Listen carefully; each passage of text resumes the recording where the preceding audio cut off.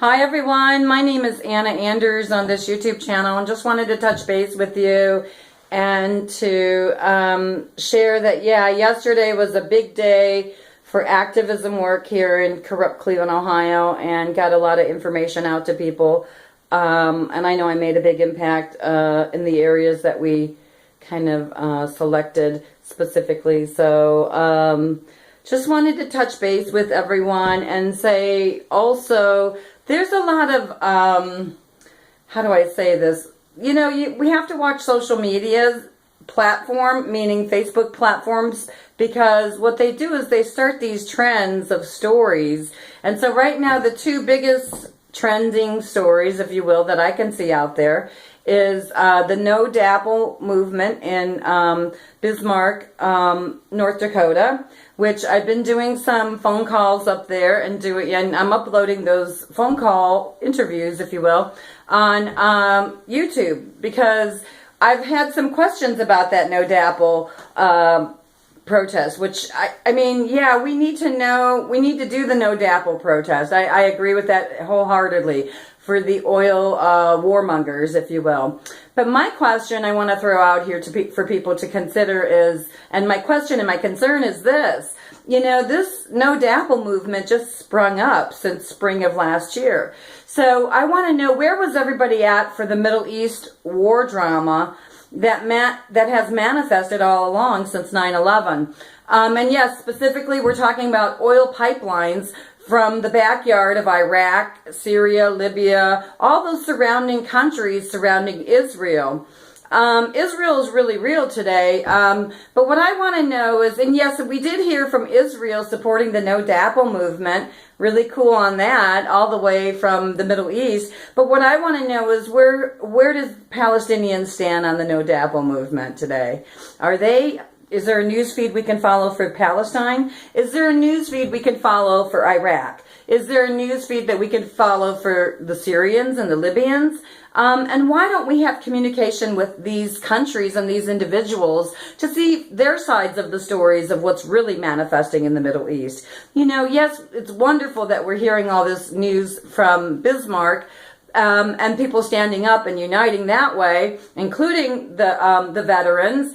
But what I want to say is also, you know, the veterans apologized to the natives, and that's so cool. But it wasn't the veterans that put the armies onto the indigenous people originally throughout history. So let's get with that first and foremost. So the leaders, where are the leaders coming forward to apologize for the harm that's been done? I don't see that manifesting in this No Dabble movement, and so I'm questioning that.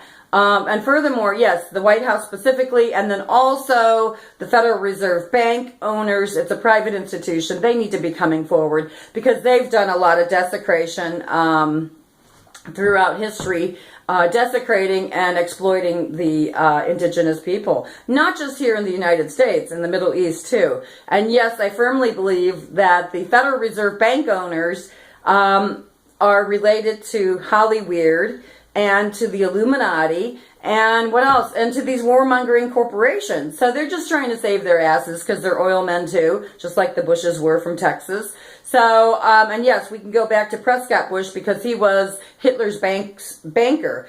Prescott Bush was Hitler's banker. So we really need to do our homework, people. And I'm not going to go back through these books of history that are presented to us today because those are corrupt and indoctrinated, manipulated history. I'm not doing it. So you can do it if you want, but my other half is Hopi Tewa, Butterfly Badger Clan, and her uncle, Chuck Ross, did a book about how the Zionist Jewish people were behind the Federal Reserve Bank. And he was from North Dakota there too. So, and he's also Sioux. So, he's from the Sioux tribe as well. So that's where I'm at with it. So go on YouTube and look up Chuck Ross, guys.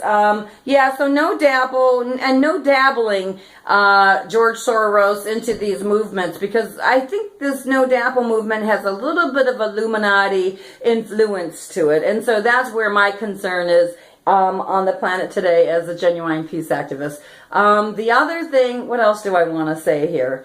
Yeah, we should all gather together, come together, not just the natives and the indigenous for peace. The Catholic churches should get out and start protesting too. I mean, they get out into the streets to protest pro-life, right? I mean, war, in my opinion, war is an external form of abortion. That in itself should be desecration to the Catholic Church and to human life. So we should not be supporting war, because if Jesus Christ was here today, he was the Prince of Peace. He would be saying peace on the planet for everyone, everywhere, no exceptions. And what about those 12 commandments? Thou shalt not steal, kill, destroy, bear false witness against thy neighbor. Just all the crap that, we're not supposed to be feeding into this drama and chaos, And these warmongers, man, these warmongers are the real drama queens and drama kings is what I want to say. So, and furthermore, the Queen of England needs to apologize to the indigenous people as well. And not just to the No Dapple movement. Oh no. The Queen of England needs to apologize to the indigenous people all around the planet, because if you do an inventory of what she owns today, then you will know verbatim what the Queen of England has done to desecrate and exploit families. And hi, I'm Anna Anders on this YouTube channel. My family is from Crudup, Cleveland, Ohio. And my family was involved in a scandal that went around the world and back. And yes, that would be the Cleveland abduction story, where justice and truth was obstructed by corrupt local politics, from local politics all the way up. So I know the devastation that can happen